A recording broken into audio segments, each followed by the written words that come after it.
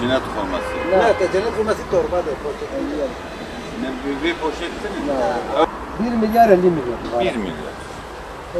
1 milyar. O ikisine ya kiraz ya şişkoni bardağı koyun. O ikisine bakalım. Sen mesela ne Evet.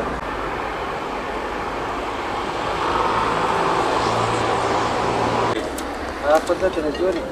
Tamam. Kaç dedi? Başka fındık fazla dayı. Fındık. Ha. Sağ olun. Güzel. Peki ya, evet, güzel.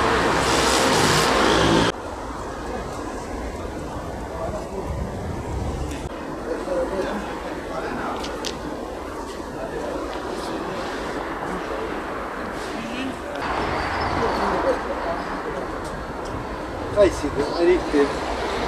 Şubat'tır. Çıplak kök her türlü çeşit meyvelerimiz gelmiştir.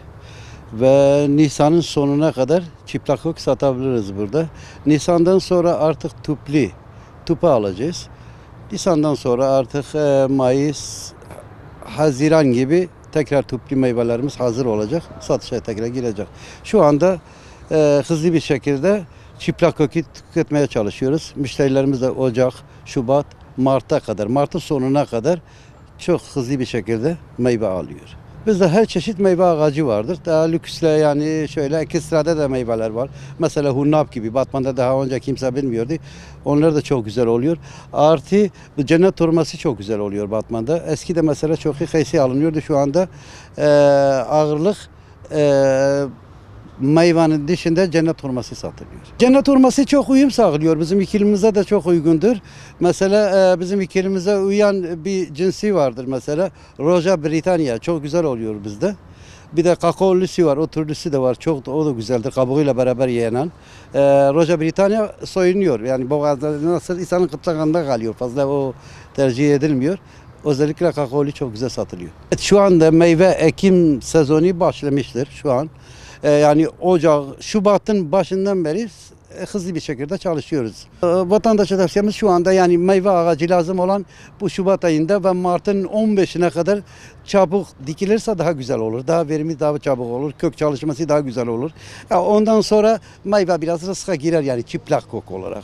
Yani Mart'ın sonundan Nisan ayında özellikle diktiğin zaman yarı yarıya bir şans kalıyor. Mecburi o zaman tüplü alacak. Tüpte %100 fiyat farkı vardır. Fiyatlar şu anda biz firma olarak Batman'da bir ilk yaptık.